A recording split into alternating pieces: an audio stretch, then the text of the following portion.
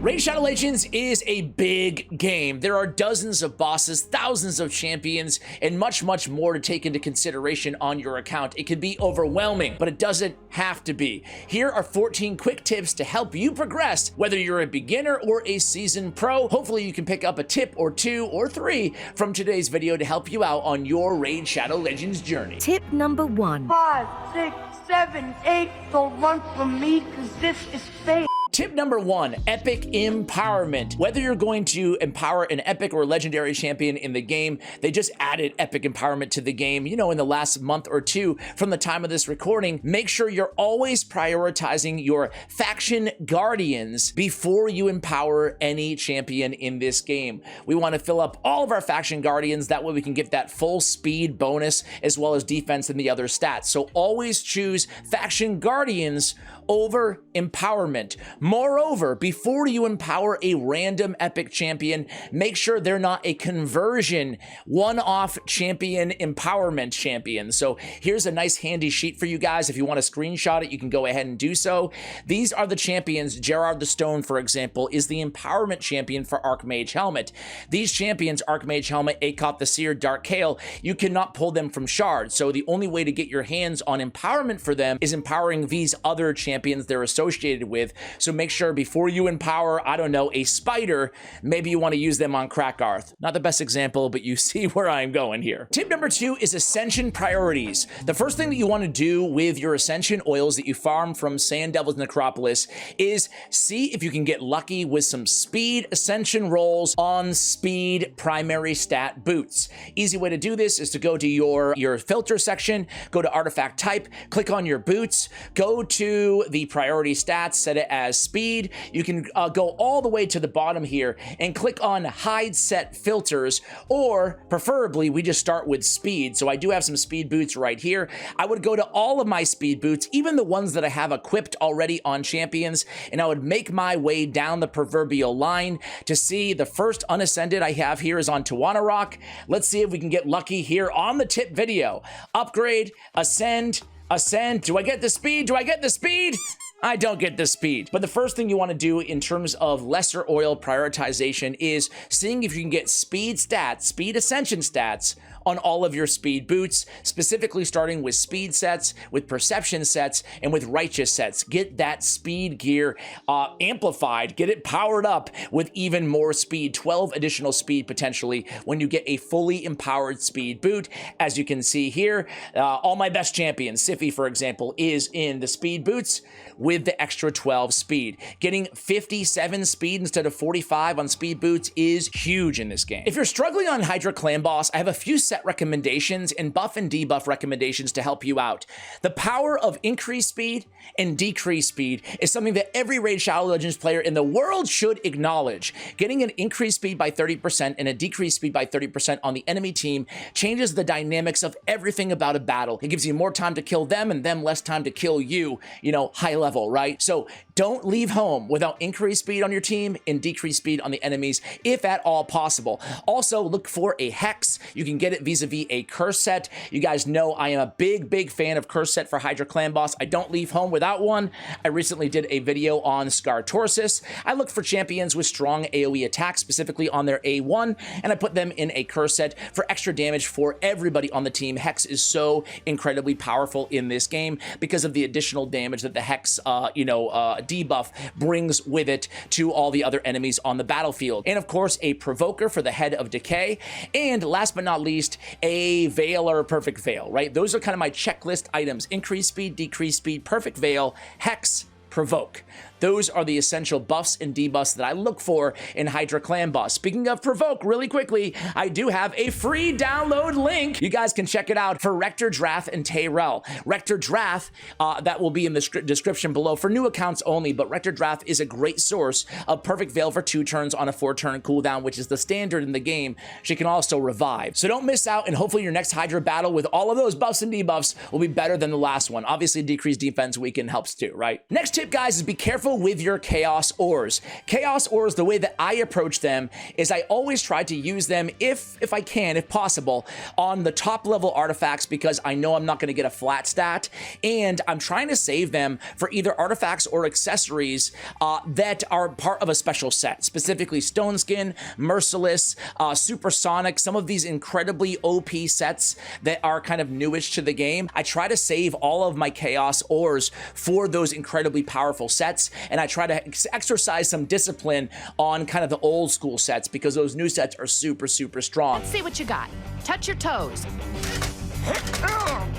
It's not a one-size-fits-all. There are exceptions to that rule, but make sure, generally speaking, you're thinking a lot about using your Chaos Ores on those more hard-to-find, difficult sets, ideally even on the top row of artifacts, the weapon, the helmet, and the shield, so at least you know they're not going to be total trash flat stat artifacts. Next tip, guys, is even if you're on Doom Tower hard, make sure you use your Doom Tower normal battles. This is an area of Raid Shadow Legends that is 100% free to play. I can't breathe here anymore. There's no cost at all associated with Doom Tower, and frankly, you can get some really, really juicy rewards on Doom Tower normal. Even if you can clear all of Doom Tower normal, make sure you're trying to get as far as you can on Doom Tower hard.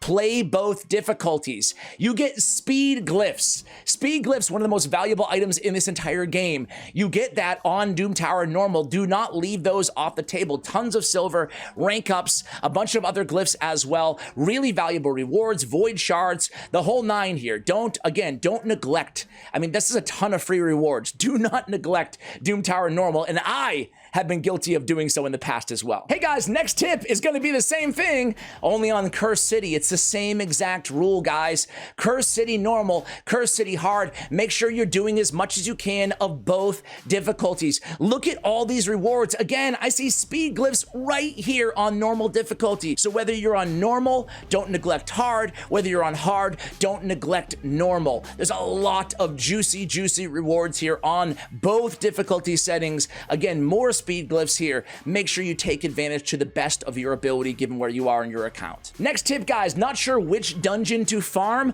Always, always, always try to conserve your energy and use it and farm on the dungeon that corresponds to an existing event or tournament inside the game. There's almost always events and tournaments going on right now. There's a dragon tournament going on. Try to farm dungeons when there's a corresponding event going on or tournament. That way you can double dip and get a bunch of extra rewards for something that you would have been doing anyway. Next tip is faction war keys, guys. This is crucial here. We want to make sure that we're going in and using all of our faction war keys. You get 18 keys a day if you do tag team arena. So do 5 tag team arena battles. Go ahead and claim your advanced quest, get your extra keys. So that way you can take full advantage of all your top runs, provided that you can clear that faction war stage. But make sure you're using all of your keys. Oftentimes you'll be left with 2 little awkward keys at the end of the day. Getting those 1-star glyphs are really valuable. 1-star speed glyphs are especially valuable because there's a lot of times when speed tuning that you need that 1 extra speed, but you don't want 2 speed. You don't want 3 speed. So that actually gives you a really valuable tool kind of in your arsenal to use when speed tuning, getting those 1-star glyphs. Next tip is a niche one, but it's a good one to know, and it has to do with masteries and a blessing. And it has to do with War Master and Giant Slayers. So Giant Slayer and War Master both have an opportunity to grant you extra damage. Giant Slayer preferably used on skills that hit more than 2 times, so 3 or more. And War Master preferably used on skills that hit 1 or 2 times. War Master also preferred for Hydra Clan Boss.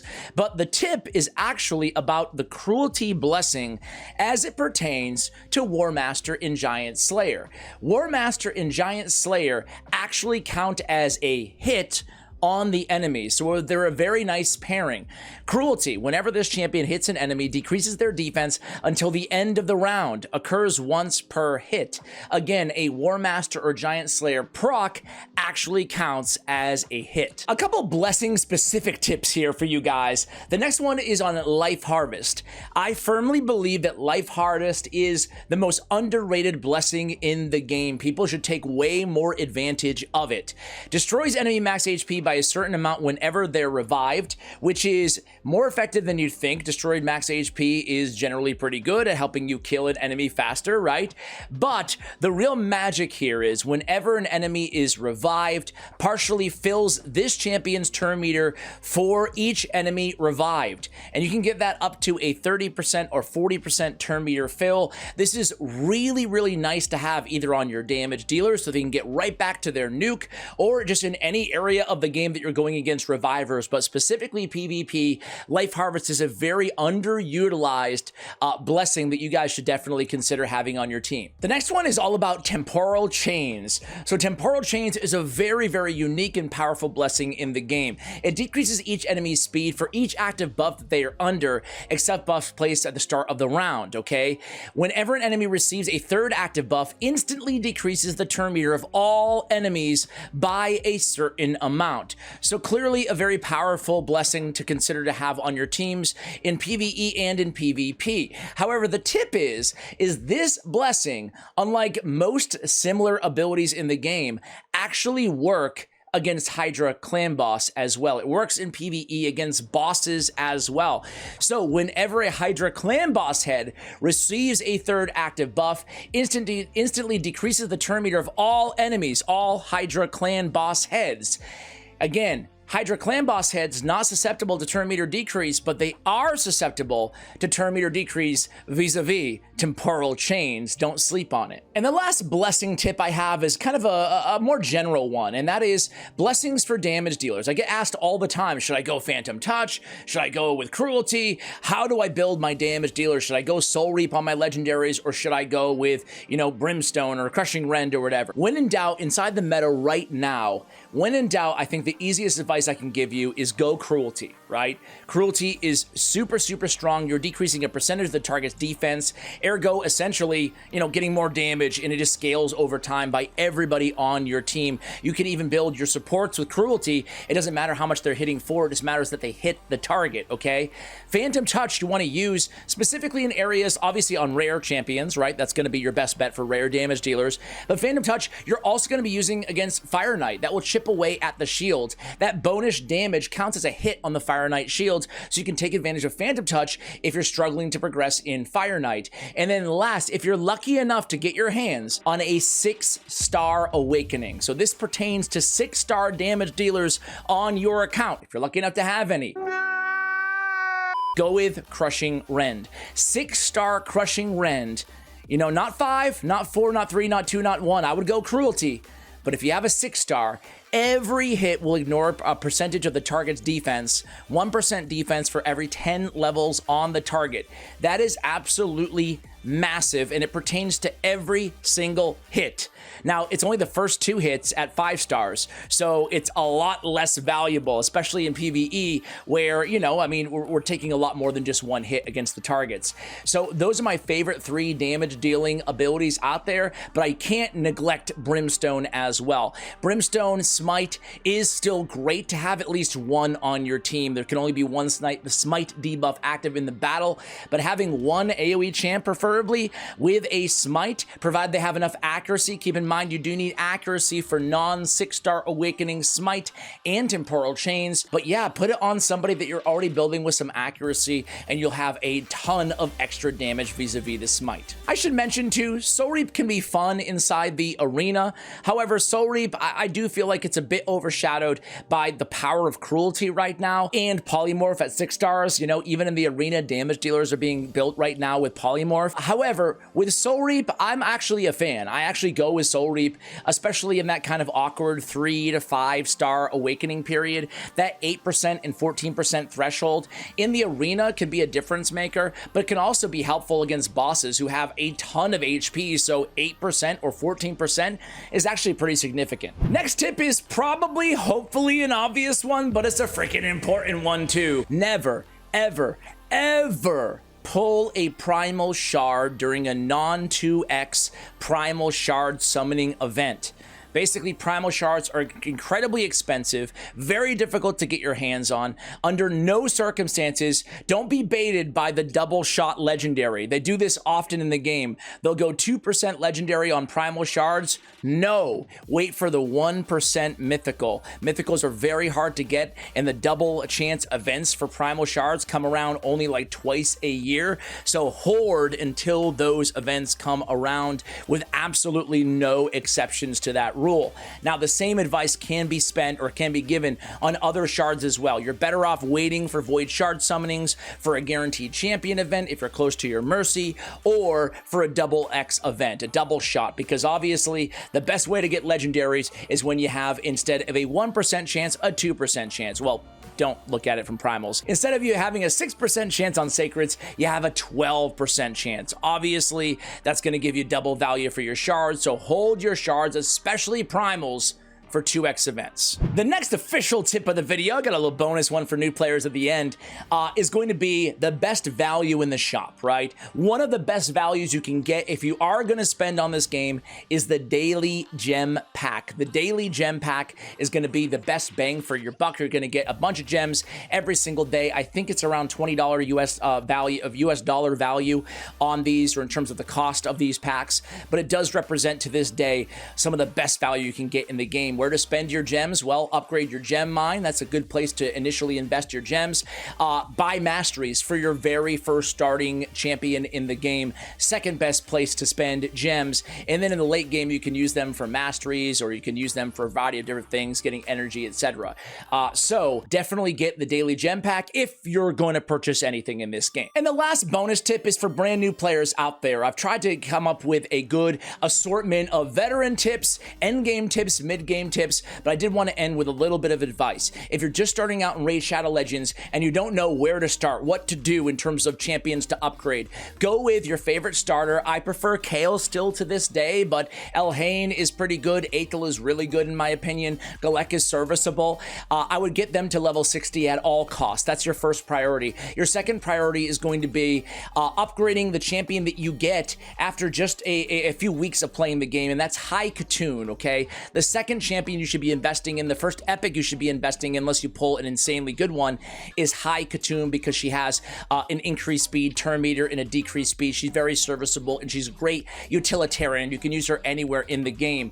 And then the second or third, you know, order's not super important, but the other champion you should be focused on in the very early game is farming for a rare champion named War Maiden. War Maiden is available in stage 9, the desert stage of the campaign. She's totally free, and she's the only rare in the game that has an AoE decreased defense at 100% land rate on a 3-turn cooldown. This is very important. It will help you clear content a lot faster. So those are the 3 champions I would advise in the first couple weeks of playing, first month, to focus on getting all the way to level 60. Don't get distracted by all the other champions they're throwing at you. These 3 are going to be super, super solid and give you a great foundation of your account. Guys, that's going to do it for the tips in today's video. Let me know if you have any special or favorite tips to help get you through your Raid Shadow Legends progression in the comments below. Much love, and as always, take care, guys.